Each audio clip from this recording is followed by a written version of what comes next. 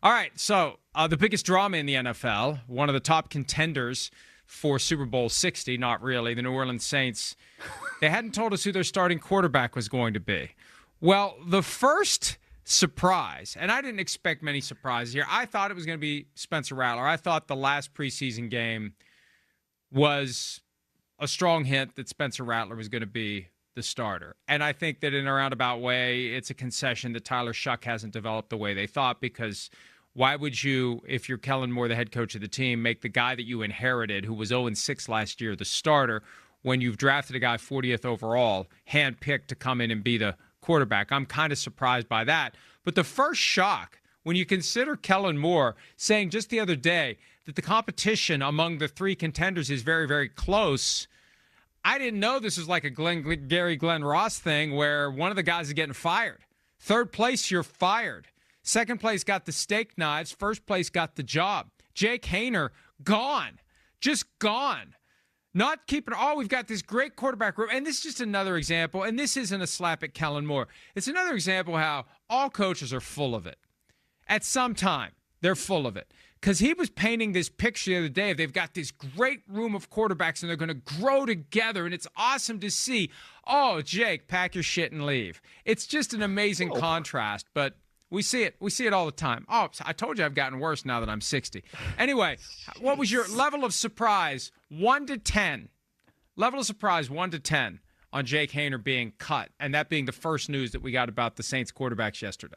Can you really be surprised when it's like one of the least interesting quarterback battles you've ever heard of? I mean, like if Parcells says if you had 2 quarterbacks, you have none, then what the hell does it mean if you have 3? And don't even get me started on the Browns and they had 4. But like, I mean, it's like, I don't know what. They had 5. Well, okay, no, well, they had 5, but yeah, whatever. So I shouldn't have even brought 6. them up. No, don't talk. Give me. We got number 4. We'll talk about, later on in the show. I saw it's on the rundown. But if you look at what the Saints were doing, yeah, I know the Saints, like, they're not in a good situation here, man. They're just not. And Tyler Shook. I'm not a scout. I've never been one. But like, I would see Tyler Shook highlights when he's like, getting drafted, or when folks are talking about him, and some of the plays he's making, you're like, boy, that's not a very impressive throw, and that's the highlight. And I hate to, diss the young man, because it's funny, Mike. Tyler Shook and Spencer Rattler both share my birthday, but Tyler Shook is older. Now, older than who? I'll let you guess. But like, it's weird when you see someone who has that much college experience, and then they get into the NFL, and it's almost like you're expecting him to be more of the Brock Purdy, Bo Nix type. Right, where, all this experience, Jaden Daniels, of course, another one, helps you make that transition. And like, I don't know, Shook did better as he went along, but I'm not impressed with him generally. Spencer Rattler, the more experience you have in the NFL, the better off you're going to be. So it does not surprise me either that he was the one, at least initially, picked to be the quarterback. But hell, that doesn't mean that he's going to be the quarterback once we get to even October, let alone November, December. We'll see what the Saints do, but this is not a good situation if you are a New Orleans Saints fan and you're looking at your quarterbacks. I'm sorry, it's just not. Yeah, quarterback situation on a struggling team, you win that competition, you win the right to be the first guy benched, because it feels like it will be inevitable, and maybe that's why they went with Rattler first, because we're going to make a switch at some point. We'd rather make the switch from the guy who was here to the guy in whom we invested the 40th overall draft pick, instead of the other way around, once it feels like the season is starting to slip away and we need a kick in the butt. Here is Kellen Moore from yesterday on the decision to make Spencer Rattler QB1 for week 1 and maybe some period of time beyond. Spencer Rattler is our starting quarterback. Really, really excited for him. He's done an awesome job this offseason. So he's just been consistent. He's made some really good decisions throughout this whole entire process. And, his ability to make plays with his arm and his feet have certainly shown up. And so I'm really, really excited about Spencer. He's earned this opportunity. He's going to do a tremendous job for us. I remember a time not that long ago when Spencer Rattler was the betting favorite to be the first overall pick in the draft. Me too. In Oklahoma. Yeah. and things kind of went sideways for him in his college career, and I was happy for him to see him getting a chance to play last year. It didn't work out well because the Saints currently aren't one of the high-end teams. I think back to what Moore said in May after Derek Carr retired and we knew it was Shuck and Rattler and Haener. He said that one of them would rise up during the preseason. I never got the sense that anyone rose up and took the job.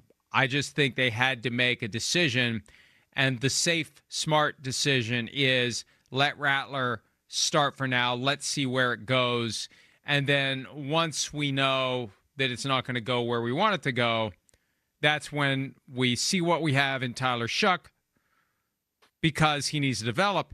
And we, the Saints, need to know what we're going to do with our first-round pick next year, because it could be a high one, and they could have their pick of multiple quarterbacks that may be better than Shuck. They need to see what he can do.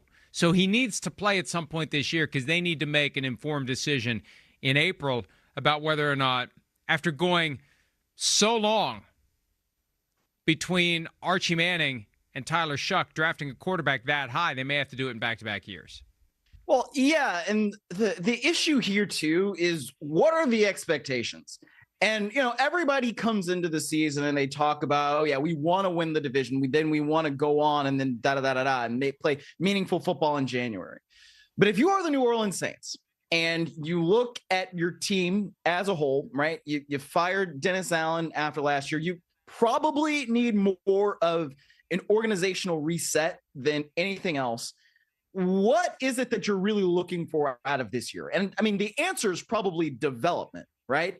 So then how do you get that? How do you get there? I don't know what that means when it comes to your quarterback situation, because, yeah, you have Spencer Rattler already. And as you said, he was somebody who was thought of as a highly touted prospect under Lincoln Riley. And then he struggles that year with Oklahoma, and Caleb Williams comes in and sets the world on fire and then goes with Lincoln Riley to USC. And he becomes actually the number one overall pick. And Rattler has to transfer and, he plays all right. Now he's a 5th round pick in the league and he gets an opportunity to play, but it's not that impressive. So it's like, what is it that you really want out of this year? How are you going to get yourself there? And what are the meaningful expectations and I guess manageable expectations that you can put on yourself so that you set everybody up for the most success? I don't know what that looks like for the Saints, but that's what they really have to think about and consider, because otherwise you've just got like a steaming pile of dung in some ways. That's your quarterback room. And I'm like looking at this and it's like, dude, I don't get it. Like, I don't know what you're going to do here. You just kind of have to get through this year and kind of figure some things out. But what are you really going to figure out when there's not like a lot of good there? And boy, if the Saints end up winning the NFC South, this is going to be fun to look back on, because it's going to be like, oh my gosh, this prediction that you make in August and you're like, but I don't see it. And I think it's hard to feel encouraged when this is the result of your quarterback competition. And so then it just, what do you do to develop in the regular season? I don't know what that looks like, man. I do have 2 wagers entering the season that have no upside for me if I'm right. If the Giants go 17-0, and Russell Wilson, because that's one of the requirements for Russell Wilson unlocking his full incentive package with the Giants, to take his pay from $10.5 million to $21 million, the Giants have to go 17-0. Yeah. So I will get John Mara's face tattooed on my arm if they go 17-0. I have no qualms about that one. I will lose not a moment of sleep over that one. But I did recently make a commitment that if the Saints make the playoffs, I will grow a beard. Now, the lighting here is favorable, because under certain circumstances, I got a lot of gray hair. Thank you. I got a lot of gray hair. And sunlight brings it out, right? Sunlight turns it all gray. Maybe I'm part vampire. I don't know. Maybe I should just stay out of sunlight. But my beard, my mustache, it's all white. I mean, it's going to be Santa Claus time. I guess this is a fitting hoodie to wear if I have to grow a beard. But, yeah, so if the Saints Santa. make the playoffs. You're just going to be bad Santa at Christmas time. That's all. I'm on my fucking lunch break. So I could start, and I did not say it. I mouthed over it. I didn't say it. It won't be 2 days in a row that I dropped an F-bomb. So, wow. But goodness gracious, I'm a little nervous. I'm a little nervous about the Saints. Here's why. Okay. 4 years ago, we did a draft on the show of the teams that have no chance to make the playoffs. And I remember we this. think we can look around the league and say, oh, that team has no chance to make the playoffs. And I selected in round, probably not even round 3. It was maybe round 2. I selected the Bengals, and they almost won the Super Bowl. 2 years ago, I put the Texans in the team that has no chance to make the playoffs category, and they won the division. With 7 playoff teams per conference and 17 games, it doesn't take much. We've got a talent gap from the very best teams to everybody else, but everybody else, there isn't a big gap. And if you get lucky, if you stay healthy, if you get a bounce of that oblong ball go your way, you get a bad call for the one team, which is good call for you. That's the thing about a bad call. There's another team that benefits from that bad call. They think it's a good call. You get enough of those, you win enough games, and you're operating in anonymity of the 1 o'clock Eastern cluster of games every Sunday like the Texans did 2 years ago, like the Saints will this year. Yeah, I may save some money on shaving cream and razors coming up in February of next year.